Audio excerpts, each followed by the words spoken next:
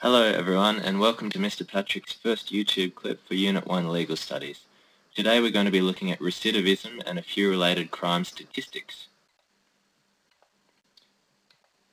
So firstly, what is recidivism? Recidivism can be defined as the act of a person repeating an undesirable behaviour after they've experienced negative consequences of that behaviour. So some examples of recidivism rates in the community could be drug addicts after they go to rehab, where the amount of addicts who relapse after going through rehab is the rate of recidivism. But for the purpose of legal studies, the rate of recidivism refers to the amount of offenders who reoffend despite having been sanctioned for their previous offences by the courts. So recidivism rate is basically just another way of saying the amount of criminals who reoffend or are repeat offenders. Okay. So why do people reoffend? Okay, so we want to consider social and educational factors.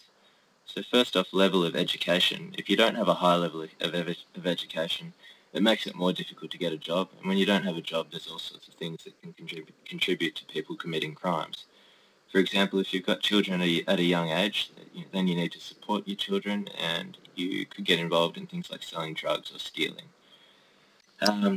Or if you can't put food on the table or a roof over your head, then you're much more likely to commit crimes. Statistics show that there's a direct correlation between lower levels of education and higher crime rates. Socioeconomic status, or SES, it's a good idea to abbreviate socioeconomic status to SES after you've written it the first time in your exam to save time. So your SES affects your likelihood of reoffending in the same way as education. So if you've got less money and therefore more needs, you're more likely to steal, etc. And it only gets harder once you get out of prison. So does doing time really change people's behaviour? What happens in prison is people become institutionalised within the prison system. Every day prisoners are provided with 3 square meals, they have programs at certain times, they have exercise time, they have a real structure to their day. And the problem with this is once they get out, there's no more structure in their lives. So they've got a lot of time on their hands, and when they've got nothing to do during the day, so no school, no job, that's when they get into trouble and they're more likely to reoffend. Finally, and this is probably one of the biggest reasons people reoffend, is that with a criminal record, it's very difficult to get a job or to rent an apartment. So when you're a jobless, homeless ex-criminal, it makes life pretty tough, and it's a big contributing factor to why people reoffend. Okay, so moving on, statistics. We're just going to have a look at a few statistics on prisoners in the Australian prison system. So the average age of male and female inmates is between 36 and 37 years old. About 87% of male inmates have not completed secondary, trade or tertiary education, so that links back to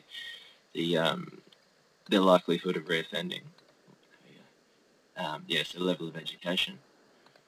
About 50% of the prison population are repeat offenders.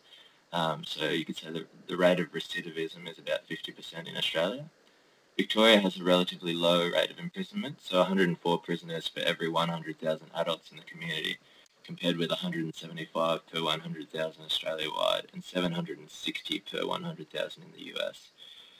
And just finally, imprisonment is really expensive, so this is incentive for us to keep the rate of recidivism down. The average prisoner in Australian prisons costs the taxpayers around $98,000 per annum, and offenders serving sentences in Youth Justice Centre, so under the age of 21, cost us around $160,000 per annum. So it's in our interest to keep recidivism rates low. And that's all we've got for today. Thanks very much for listening.